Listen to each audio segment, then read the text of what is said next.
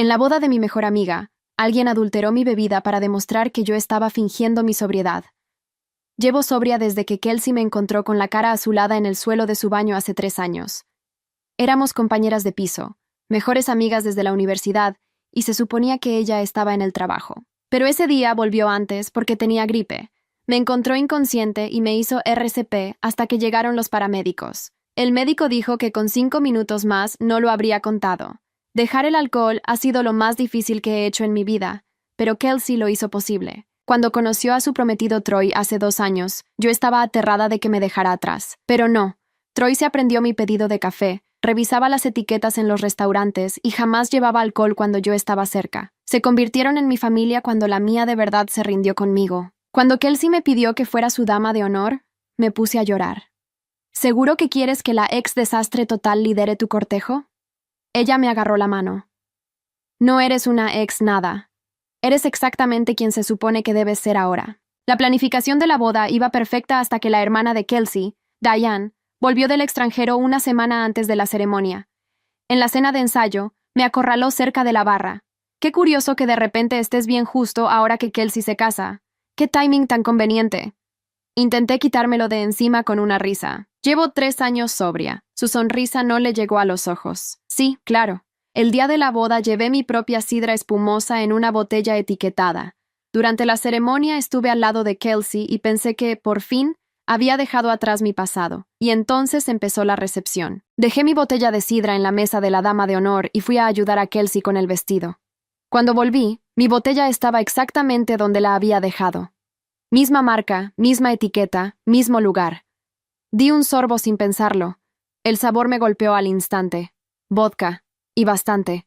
Lo escupí de vuelta en la botella, con el corazón desbocado. 3 años sobria. Y acababa de tener alcohol en la boca. Entonces oí risas detrás de mí. Diane estaba ahí, con el móvil en la mano, grabando. Te pillé. Ni te diste cuenta. Una alcohólica en recuperación de verdad lo habría notado al instante. La vista se me empezó a nublar. No fue un desmayo. No fue el alcohol llegando a mi sangre, porque lo había escupido antes de que pudiera tragarlo. Fue otra cosa, fue el miedo, ese miedo antiguo que creí haber enterrado hace 3 años, cuando Kelsey me encontró con la cara azulada en el suelo del baño, y me hizo RCP hasta que llegaron los paramédicos. Ese miedo que sabía exactamente a qué sabía, a qué olía, cómo se instalaba en el pecho.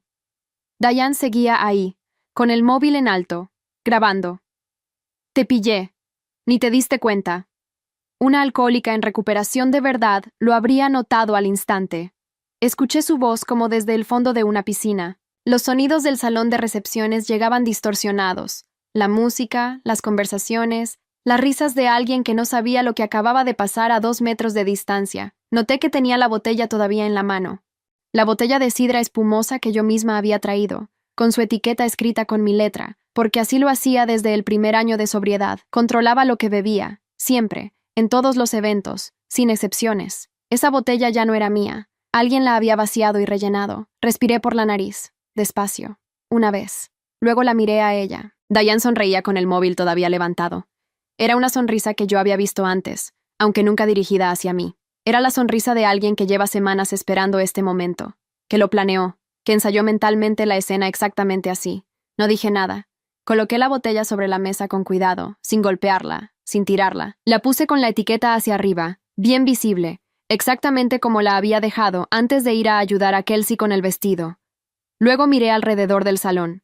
La mesa de damas de honor estaba en una esquina semiprivada, cerca del pasillo que llevaba a la sala de los novios. Había poca gente mirando directamente hacia aquí, pero las cámaras del techo cubrían ese ángulo. Lo supe porque lo había revisado al llegar, sin saber exactamente por qué. Supongo que 3 años de sobriedad te enseñan a estar atenta a los entornos. ¿Terminaste de grabar?, le pregunté. Diane bajó el móvil 1 centímetro, confundida por el tono. Tengo todo lo que necesito. Bien, dije. Entonces ahora voy a hablar con el coordinador del evento. Di un paso hacia el pasillo. Ella me bloqueó el camino. ¿A dónde crees que vas? A hablar con el coordinador del evento, repetí, con la misma voz. Hay cámaras en este salón. Quiero ver las grabaciones de los últimos 40 minutos. Vi algo cambiar en su cara. No mucho, solo un parpadeo rápido, un ajuste mínimo en la comisura de la boca. Estás mintiendo, dijo. Reaccionas así porque me pillaste. Si me pillaste bebiendo, respondí, Las cámaras van a mostrarlo. ¿Tienes algún problema con que las revisemos? No esperé su respuesta. Me moví hacia el pasillo y ella no me detuvo. Encontré al coordinador del evento a 20 metros de ahí, cerca de la entrada al salón principal. Se llamaba Marcos, 40 y tantos años, traje gris, el tipo de persona que lleva un portapapeles aunque ya no use papel. Lo había saludado al llegar porque Kelsey me lo presentó como el hombre que resuelve todo. Necesito hablar contigo, le dije. Es urgente. Me miró evaluando la situación. Debí tener una expresión que comunicaba exactamente el peso de lo que estaba diciendo, porque no me pidió que esperara. ¿Qué pasó? Alguien adulteró mi bebida. Yo soy sobria. Traía mi propia botella de sidra espumosa etiquetada. Fui a ayudar a la novia, y cuando volví, la botella había sido intercambiada por una con vodka. Lo descubrí al dar el primer sorbo. Lo escupí inmediatamente. Marcos no parpadeó. ¿Tiene la botella? Está en la mesa de las damas de honor. La dejé ahí. Tiene la etiqueta original, pero el contenido fue sustituido. ¿Sabe quién lo hizo? Vi a alguien cerca de la botella antes de que yo regresara, y hay una persona que me grabó en el momento exacto en que lo probé, como si supiera lo que iba a pasar. Marcos asintió una sola vez, sacó el teléfono y llamó a alguien. La conversación duró menos de 1 minuto. Luego me miró. Voy a necesitar que me acompañe a la sala de monitoreo. Las cámaras interiores cubren las áreas de recepción con un retraso de visualización de 3 minutos. Si algo ocurrió en los últimos 40, lo tenemos registrado. Fui con él. No miré hacia atrás para ver si Diane me seguía con la vista. En ese momento, sin haberlo planeado, había tomado la decisión más importante de la noche. La sala de monitoreo era pequeña, al fondo de un pasillo de servicio. Había 2 pantallas divididas en secciones, cada una mostrando diferentes ángulos del salón. Marcos llamó a un técnico que llegó en 3 minutos. Yo me senté en una silla de metal y esperé con las manos cruzadas sobre la mesa. Mientras esperaba, pensé en Kelsey. Pensé en la primera vez que me habló de Diane. Fue hace casi 2 años, cuando todavía estábamos planeando la boda. Kelsey había mencionado que su hermana volvería del extranjero para la ceremonia y que sería mejor darle espacio durante el ensayo. Yo no pregunté más. Nunca pregunté más sobre Diane porque Kelsey cambiaba de tema cada vez que salía su nombre, con esa habilidad particular que tienen las personas que llevan años manejando a alguien difícil. Ahora entendía por qué. El técnico encontró el ángulo de la mesa de honor en menos de 2 minutos. Empezó a retroceder la grabación desde las últimas 2 horas. ¿Más o menos en qué momento ocurrió?, preguntó. Entre las 8 y las 8:40, dije. Fui a ayudar a la novia a las 8 y volví alrededor de las 8:40. Avanzamos rápido hasta las 8:02. En la pantalla se veía la mesa de honor con claridad. Mi silla, mi botella en el lugar donde la dejé, la etiqueta visible. Empezamos a reproducir desde ahí. A las 8:12 apareció Diane. Se acercó a la mesa desde el lado izquierdo. Miró a su alrededor 2 veces. Sacó algo del bolso, pequeño, que no identifiqué bien desde el ángulo de la cámara. Tardó aproximadamente 40 segundos con la botella. Luego se alejó con el bolso colgado del hombro como si hubiera ido a buscar su servilleta. Marcos y el técnico vieron lo mismo que yo. Nadie dijo nada durante unos segundos.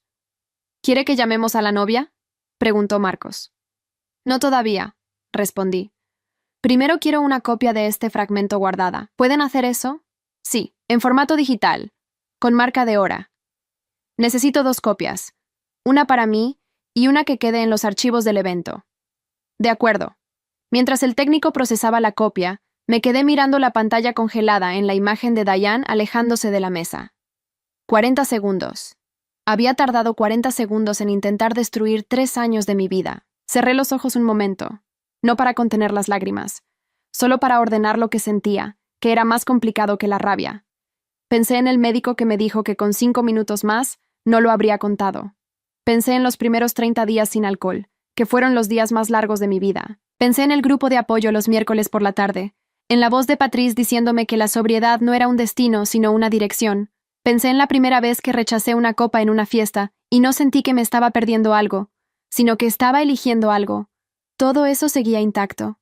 Diane podía tener su vídeo. No había nada en ese vídeo que me destruyera, porque en ese vídeo lo único que se veía era a mí escupiendo algo que alguien me puso sin mi consentimiento. Y ahora existía otra grabación, una donde se veía exactamente quién lo había hecho. Cuando el técnico terminó, Marcos me entregó una tarjeta USB. Si necesita asesoría legal sobre esto, dijo con cuidado, El evento cuenta con una empresa aseguradora que cubre incidencias de este tipo. Lo tendré en cuenta, respondí.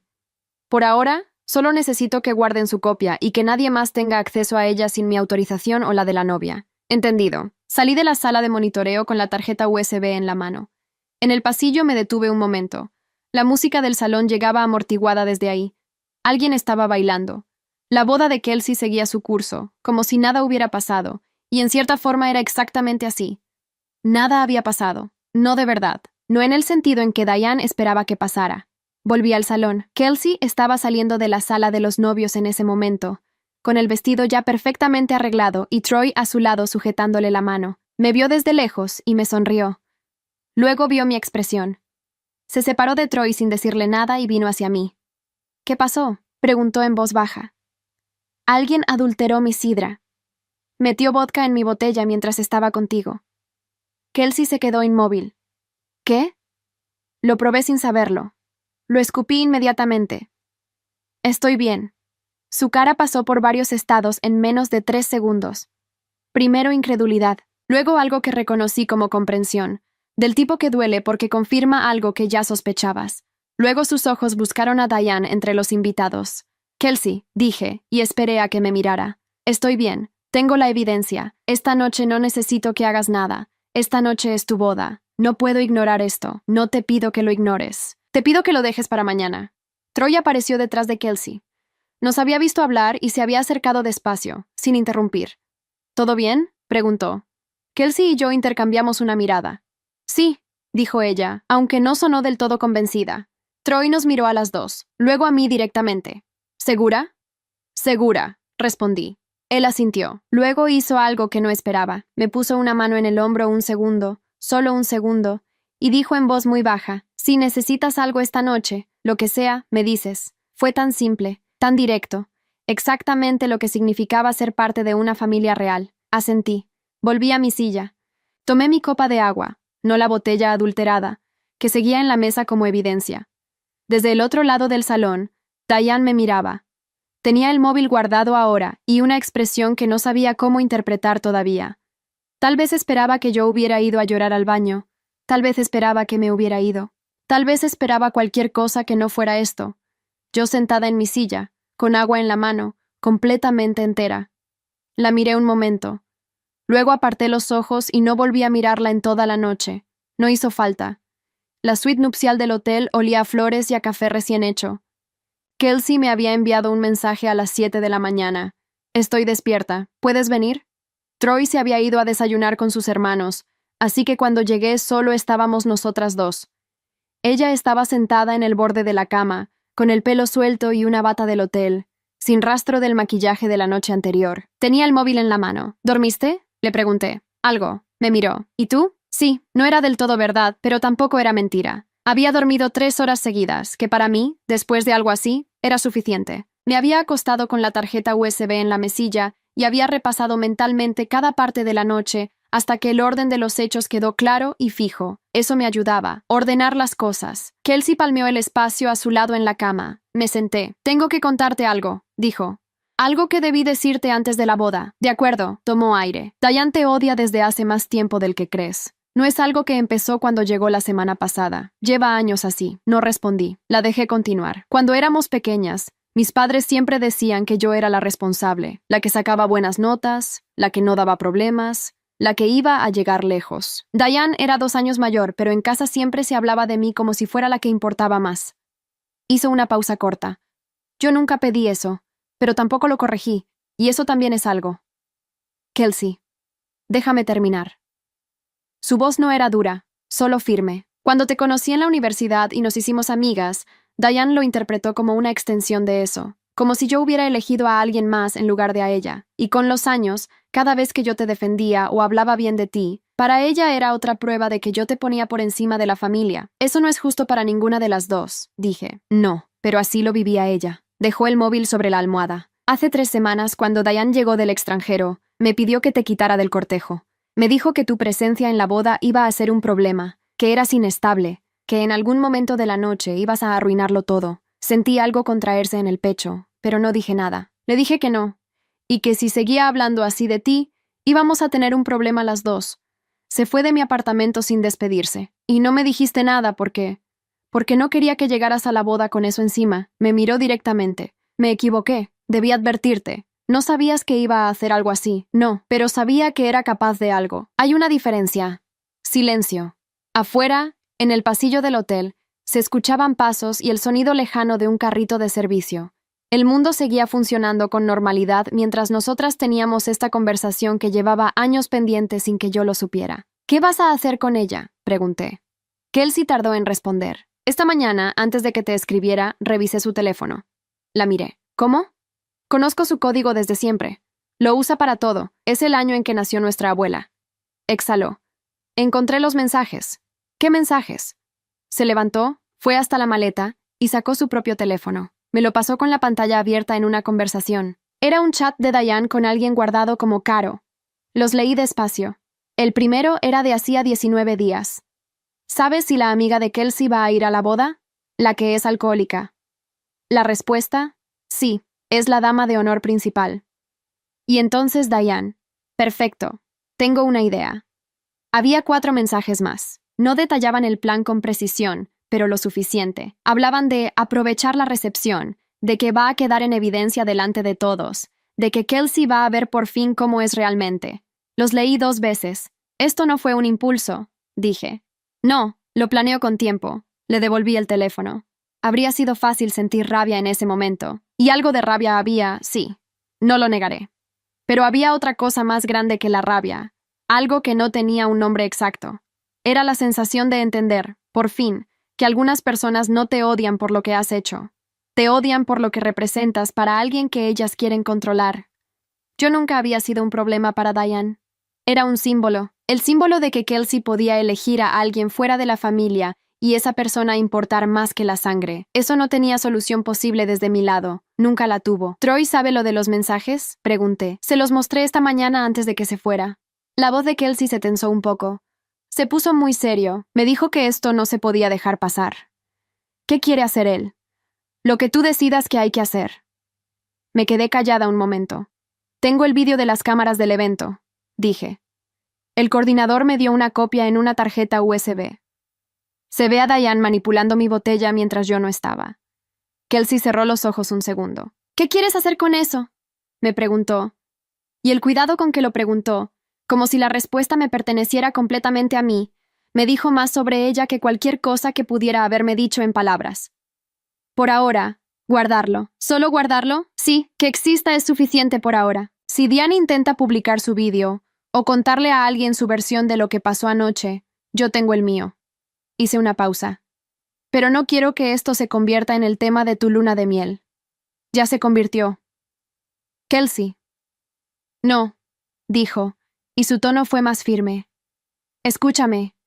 Llevo años gestionando a Diane, cediendo, mediando, eligiendo las palabras exactas para no provocarla, y ayer intentó hacerte daño de verdad, en el peor sitio posible, de la peor forma posible. Sus ojos estaban secos, pero el esfuerzo era visible. Ya no voy a gestionar esto. No te pido que lo gestiones. Te pido que no lo cargues durante tu luna de miel.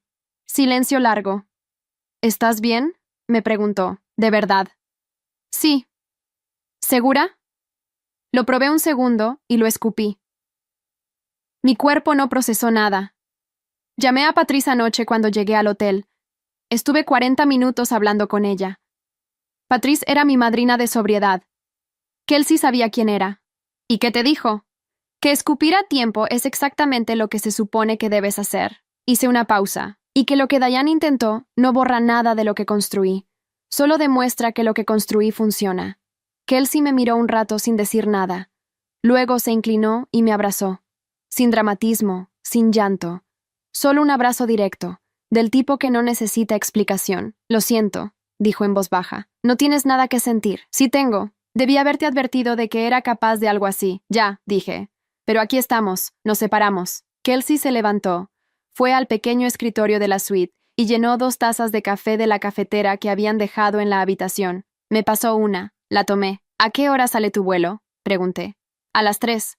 Se sentó frente a mí. Troy quiere hablar con Diane antes de irnos. ¿Qué le vas a decir tú? Kelsey tomó un sorbo de café. Me miró por encima de la taza. La verdad, que lo que hizo tiene consecuencias. Que existe una grabación. Que si intenta contar su versión de anoche a alguien, voy a contar la mía. Dejó la taza. Y que mientras no se disculpe contigo de forma real, no tiene lugar en mi vida. No dije nada. ¿Está bien eso para ti? Preguntó. Es tu hermana, Kelsey. Esa decisión es tuya. Te estoy preguntando si está bien para ti. La miré. Sí, dije. Está bien. Terminamos el café en silencio.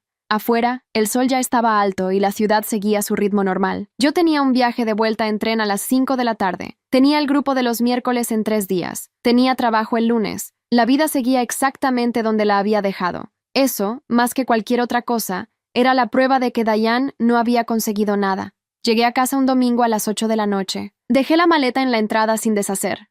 Me quité los zapatos. Fui a la cocina, bebí un vaso de agua de pie frente al fregadero, y luego me senté en el suelo con la espalda apoyada contra el armario de abajo.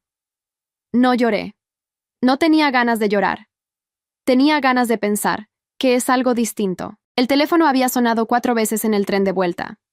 2 mensajes de Kelsey, uno de Troy, uno de un número que no reconocí y que no abrí. Lo puse boca abajo sobre la mesilla cuando llegué y decidí que no lo tocaría hasta el día siguiente. Tenía una regla desde el primer año de sobriedad. Cuando algo grande ocurría, no reaccionaba de inmediato. No enviaba mensajes que luego lamentaría. No tomaba decisiones desde el centro del impacto. Me daba 24 horas para que las cosas se asentaran, y luego actuaba desde un lugar más sólido. Esa noche, en el suelo de la cocina, empecé a ordenar. Primero los hechos. Diane había planeado el sabotaje con al menos 19 días de antelación. Había intercambiado mi botella de sidra por una con vodka durante los aproximadamente 40 minutos en que yo estaba ayudando a Kelsey. Había grabado el momento en que yo lo probaba, convencida de que esa imagen le iba a dar lo que quería. Lo que no calculó era que yo lo escupiría antes de tragarlo. Ni que el salón tenía cámaras, ni que yo pediría las grabaciones antes de que ella pudiera hacer nada con el vídeo de su móvil. Segundo, lo que yo tenía. Una tarjeta USB con la grabación de las cámaras del evento, con marca de hora, donde se veía a Diane manipulando mi botella. Una copia guardada en los archivos del coordinador. Los mensajes que Kelsey había encontrado en el teléfono de Diane, que establecían la premeditación. Tercero, lo que Diane tenía. Un vídeo de mí escupiendo algo en una botella, sin contexto, sin audio claro, en el que yo no decía nada comprometedor. Lo miré desde ese ángulo durante un rato. El vídeo de Diane no probaba nada por sí solo. Mostraba una reacción, no una causa. Cualquiera que lo viera sin saber lo que había pasado antes podía interpretarlo de varias formas. Y si Diane intentaba usarlo, yo tenía exactamente lo que necesitaba para contar la historia completa. El equilibrio era claro. Me levanté del suelo, calenté algo para cenar, y después me senté en el sofá con un cuaderno. Llevaba un cuaderno desde el segundo mes de sobriedad. No era un diario exactamente. Era más bien un registro. Escribía hechos, fechas, decisiones, lo que había pasado y lo que había decidido hacer al respecto. Mi terapeuta me lo había sugerido como herramienta para no vivir solo dentro de mi cabeza, y con el tiempo se había convertido en algo más. La evidencia escrita de que yo seguía aquí, seguía entera, seguía avanzando. Esa noche escribí todo lo ocurrido desde el momento en que probé la sidra adulterada hasta que llegué a casa, con fechas y horas donde las recordaba, sin adornos. Cuando terminé, llamé a Patrice. Era tarde, casi las 11, pero Patrice siempre atendía. Era una de las cosas que yo sabía de ella desde el principio, que si llamabas, cogía el teléfono. ¿Cómo estás hoy?, preguntó sin preámbulos. Procesando, dije. ¿Físicamente? Bien, no tragué nada. Lo escupí inmediatamente. Lo sé, me lo dijiste anoche. Te pregunto cómo estás hoy. Hoy estoy, ordenada. Tengo los hechos claros. Sé lo que tengo y sé lo que ella tiene. Y sé que lo mío pesa más. Bien. ¿Y emocionalmente? Tardé un momento. Hay algo que no sé cómo nombrar todavía. No es rabia.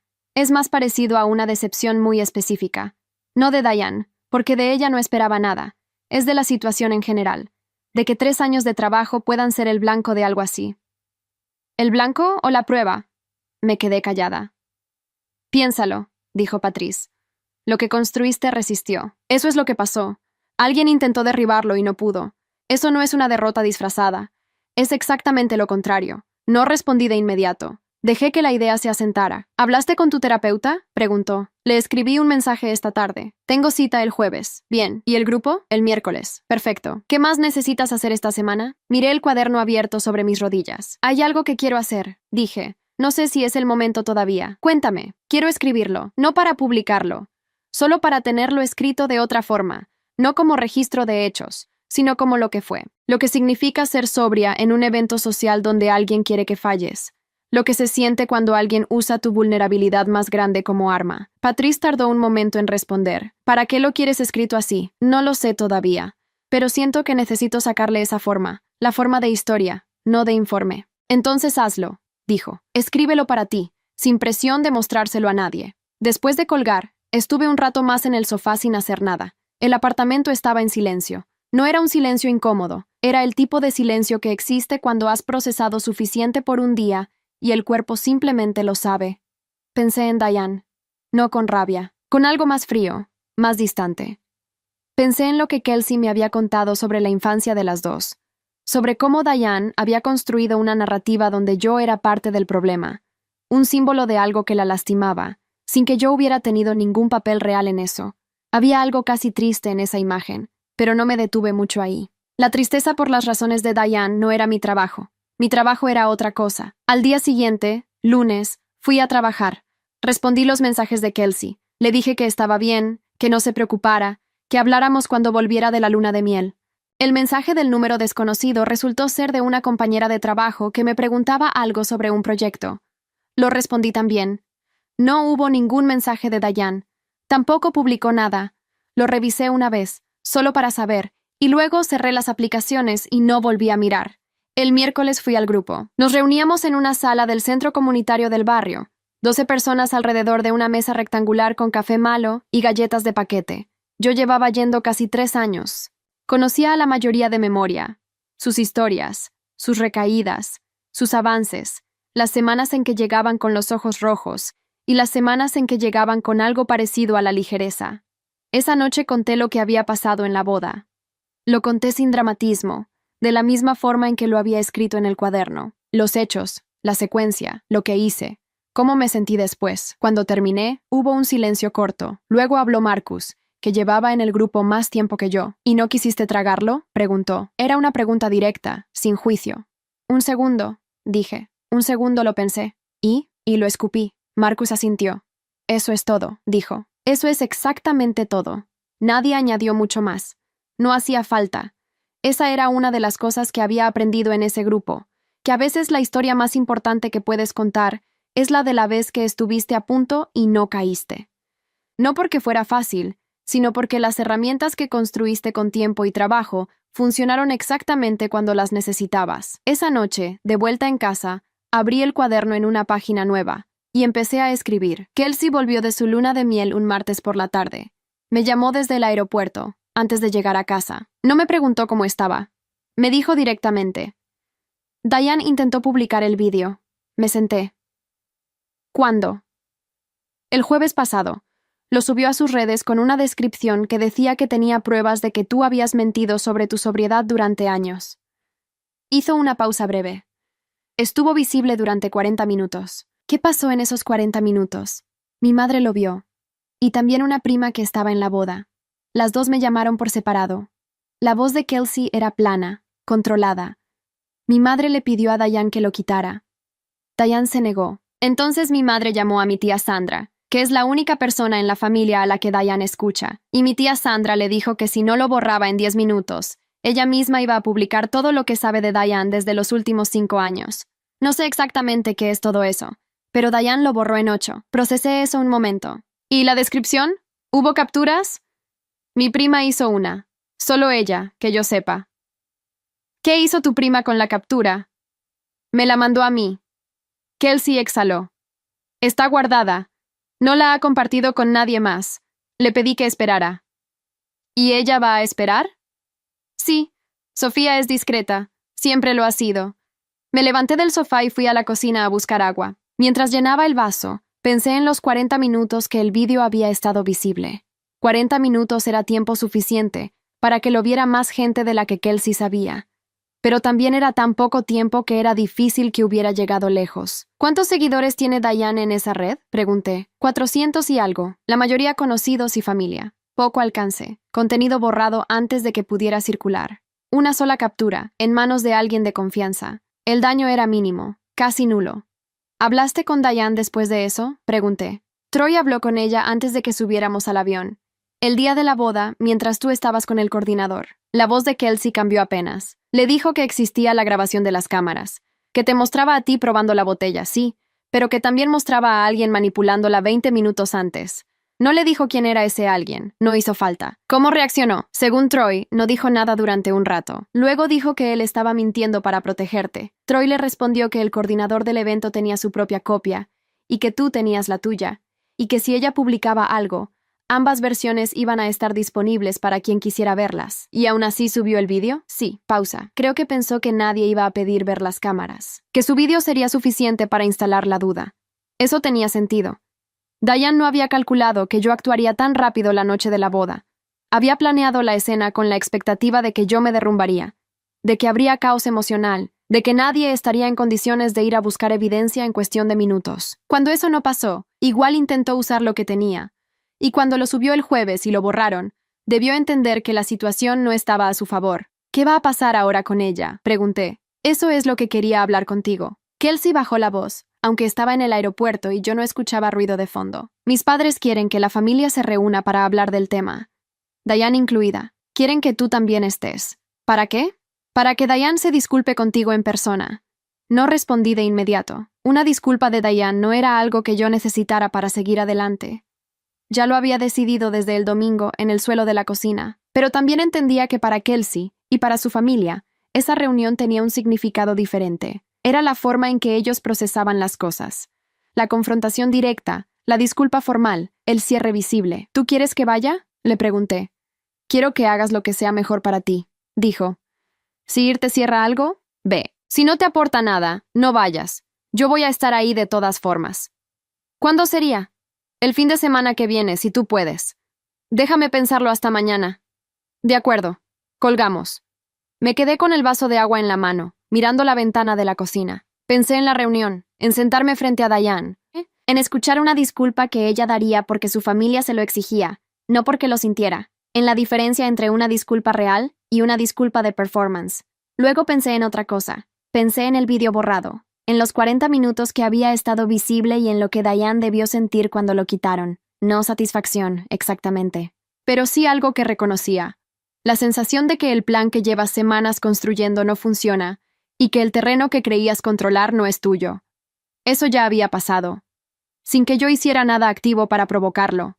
Al día siguiente, llamé a Kelsey y le dije que iría a la reunión, no porque necesitara la disculpa, sino porque quería que Diane me viera entera, sin resentimiento visible, sin necesidad de confrontación, sin ninguno de los signos de derrumbe que Diane había esperado desde el principio. Eso era lo único que me interesaba comunicar. La reunión fue un sábado por la tarde en casa de los padres de Kelsey. Una sala de estar con muebles grandes y demasiadas fotografías familiares en las paredes. La madre de Kelsey había preparado café y algo de comer que nadie tocó. El padre estaba sentado en un sillón lateral con los brazos cruzados y la expresión de alguien que preferiría estar en otro lugar. Diane llegó última. Entró sin mirarme directamente. Se sentó en el extremo opuesto del sofá. Tenía el pelo recogido y ropa sin ningún detalle particular, como si hubiera elegido deliberadamente no destacar. La madre de Kelsey habló primero. Explicó por qué estaban ahí. Usó palabras como reparar y familia varias veces. El padre asintió en los momentos apropiados. Luego Diane habló. Lo que hice en la boda estuvo mal, dijo, con la vista fija en algún punto entre ella y yo. No debí tocarte la botella. Lo siento. Silencio. Troy, sentado junto a Kelsey, no dijo nada. Kelsey tampoco. Yo los miré a los dos un segundo. Luego miré a Diane. Gracias, dije. Eso fue todo lo que dije. La madre de Kelsey esperó un momento más, como si anticipara algo adicional de mi parte. Pero no había nada adicional. Diane había dicho lo que tenía que decir. Yo había recibido lo que había que recibir. El asunto, en lo que a mí respectaba, estaba cerrado. No porque Diane lo mereciera, sino porque yo no iba a cargar con eso más tiempo del necesario. Tomé café. Estuve 40 minutos más en esa sala hablando de cosas sin importancia con la madre de Kelsey. Luego me despedí y salí. En la calle, Kelsey me alcanzó en la puerta. ¿Estás bien?, me preguntó. Sí, dije, y era verdad. ¿Eso fue suficiente para ti? La miré. No necesitaba que fuera suficiente, dije. Necesitaba que terminara. Kelsey asintió despacio, como si eso tuviera más sentido que cualquier otra respuesta que yo pudiera haber dado. Me fui a casa. Esa noche abrí el cuaderno y escribí una sola línea debajo de todo lo demás. Asunto cerrado. Sigo adelante. El blog no fue una decisión grande. Fue una decisión de un martes por la noche, 3 semanas después de la reunión en casa de los padres de Kelsey, cuando llevaba 40 minutos mirando el texto que había escrito en el cuaderno y pensando que no tenía ningún sentido guardarlo solo para mí. No puse mi nombre. Usé un seudónimo, 2 iniciales que no correspondían a las mías, y creé una cuenta nueva con un correo que no estaba vinculado a ninguna de mis redes personales. La primera entrada era el texto que había escrito la noche del miércoles después del grupo, la historia de la boda contada desde adentro, sin nombres propios, sin identificar a nadie. Lo publiqué a las 11 de la noche y me fui a dormir. A la mañana siguiente tenía 17 comentarios. Los leí todos antes de levantarme de la cama. La mayoría eran de mujeres. Algunas contaban versiones propias de lo que yo había descrito. Eventos sociales donde alguien había puesto en duda su sobriedad, familias que usaban la historia del alcohol como argumento cada vez que querían desacreditarlas, momentos en que habían estado a punto y nadie a su alrededor lo había reconocido como el logro que era. Una de ellas escribió: «Nunca había leído algo que describiera exactamente lo que yo viví. Gracias por ponerle palabras». No respondí ese día. Estuve leyendo. Durante las semanas siguientes publiqué 4 entradas más, todas sobre temas distintos pero relacionados, lo que significa decir que eres sobria en un entorno donde el alcohol es el centro de cada celebración. Cómo responder cuando alguien te ofrece una copa después de saber que no bebes. La diferencia entre una recaída real y un sabotaje externo. Cómo funciona la culpa cuando alguien intenta imponértela desde afuera. No escribía todos los días. Escribía cuando tenía algo concreto que decir. El blog creció despacio. Al mes tenía poco más de 200 seguidores. Al segundo mes, 600. No era un número grande, pero los comentarios eran consistentes y específicos, del tipo que indica que las personas están leyendo de verdad, y no solo pasando por encima. En ese periodo, mi vida seguía su ritmo normal. Trabajaba, iba al grupo los miércoles, tenía cita con mi terapeuta cada 2 semanas. Kelsey y yo nos veíamos una vez al mes para cenar, sin hablar de Diane a menos que ella sacara el tema, que era cada vez menos frecuente. Un día, en la cita con mi terapeuta, le conté lo del blog. La terapeuta se llamaba Dra. Vargas, 50 y tantos años, pelo corto y la costumbre de dejar silencios largos que al principio me incomodaban y ahora reconocía como parte de su método. «¿Cómo te sientes escribiéndolo?», preguntó. «Ordenada», dije. «Es parecido a lo que siento cuando escribo en el cuaderno, pero con la diferencia de que estoy construyendo algo que alguien más puede usar». «¿Eso es importante para ti? ¿Que alguien más pueda usarlo?», pensé un momento. «Sí. Lo que me pasó en la boda no fue solo un problema mío. Es algo que le pasa a muchas personas en recuperación y que no tiene mucho espacio para ser nombrado. Cuando alguien intenta hundirte usando exactamente tu vulnerabilidad más visible, el impulso natural es callarlo, porque hablar de eso significa volver a exponerte». Hice una pausa. «El blog es una forma de hablar de eso sin que me pueda hundir, porque no estoy pidiendo que me crean. Estoy describiendo una experiencia que otras personas ya reconocen como real». La doctora Vargas asintió. «¿Piensas poner tu nombre algún día?». «No lo sé todavía. Por ahora no hace falta». 2 meses después de esa conversación, recibí un mensaje privado en el blog de una mujer que se identificó como coordinadora de un centro de salud mental para mujeres en mi ciudad. Le había llegado el enlace a través de una red de profesionales del área. Le interesaba saber si yo estaría dispuesta a hablar en un taller que organizaban cada trimestre para mujeres en distintas etapas de recuperación. Lo leí 3 veces. Luego se lo mandé a Kelsey sin ningún comentario. Ella respondió en menos de 2 minutos. «Ve». Le escribí a la coordinadora al día siguiente. Le dije que estaría dispuesta a hablar, pero que tenía una condición. No quería que mi historia se presentara como un caso de éxito. Quería que se presentara como una herramienta. Una cosa concreta que había funcionado en una situación concreta, sin garantías de que funcionaría igual para todos. La coordinadora respondió que eso era exactamente lo que buscaban. El taller fue un sábado por la mañana en una sala alquilada en el centro de la ciudad. Había 16 mujeres sentadas en sillas dispuestas en semicírculo. Edades distintas, historias distintas. Algunas estaban en los primeros meses de sobriedad, otras llevaban años. Hablé durante 20 minutos. Conté la historia de la boda, sin nombres, sin dramatismo, con la misma estructura que tenía en el blog, lo que pasó, lo que hice, lo que aprendí. Cuando terminé, hubo preguntas. Una mujer de unos 30 años levantó la mano. ¿Qué haces cuando la persona que intentó hundirte sigue siendo parte de tu entorno?, preguntó. Porque en mi caso es mi propia madre. Era una pregunta que no tenía una respuesta limpia, se lo dije. No tengo una respuesta que funcione para todos los casos, dije.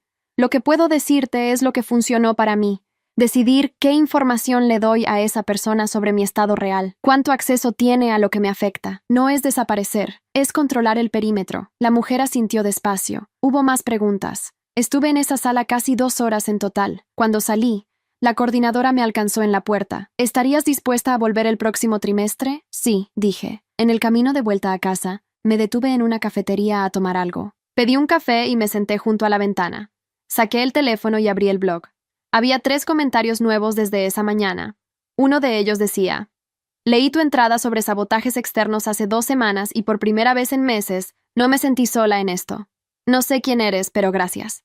Lo leí 2 veces.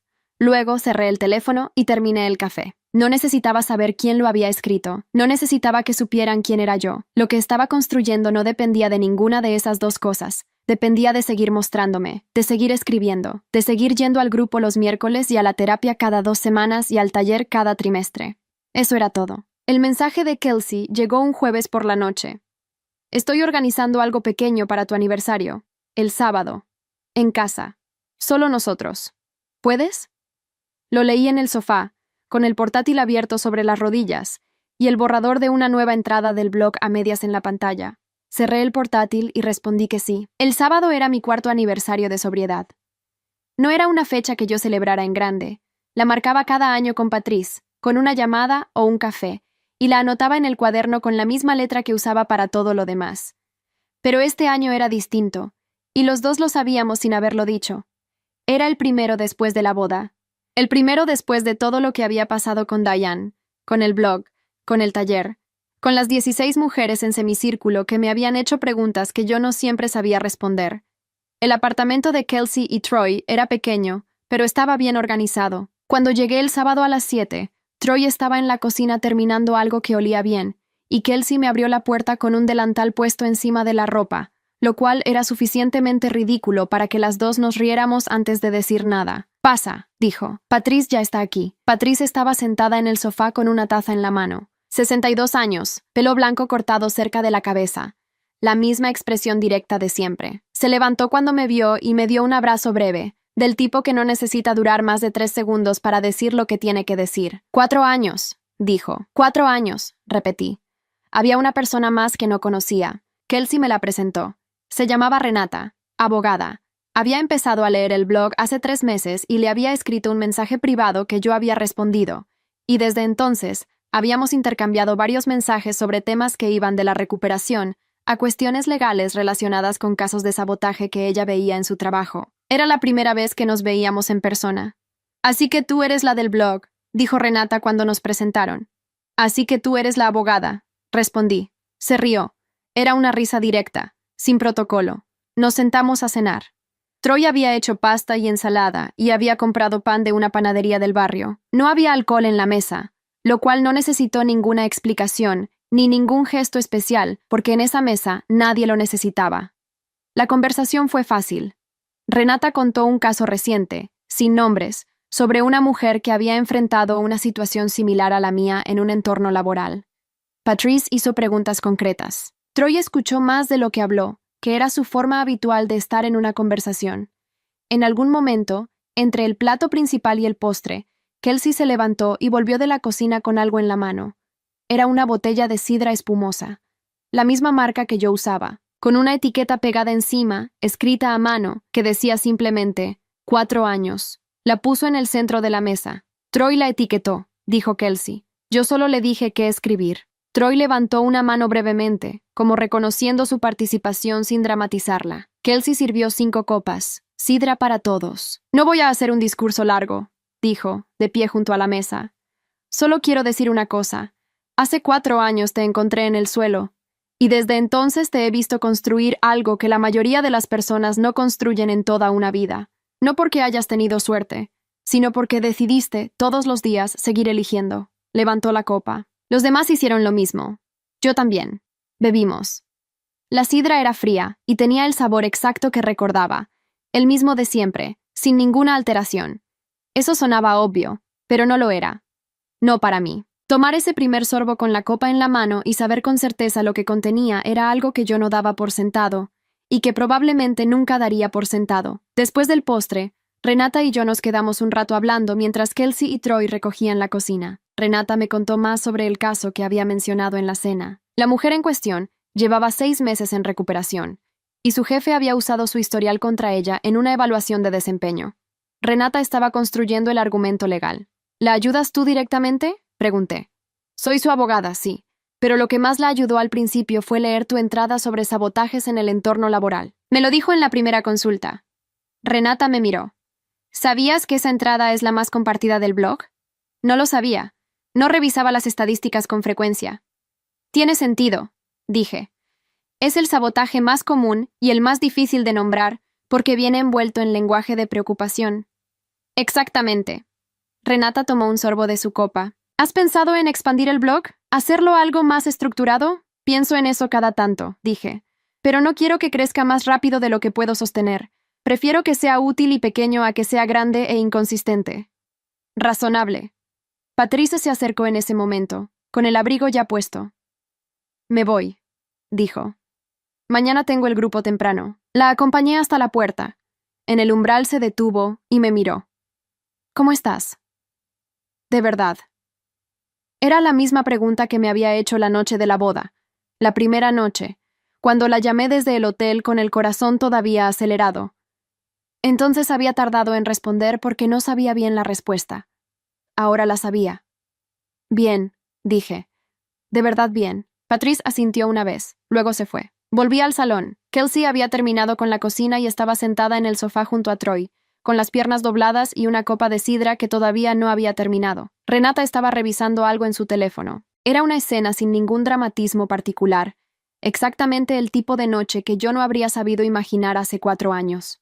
Me senté. Troy se levantó a los pocos minutos a buscar agua para todos. Kelsey aprovechó para mirarme desde el otro lado del sofá. ¿Estás bien?, preguntó.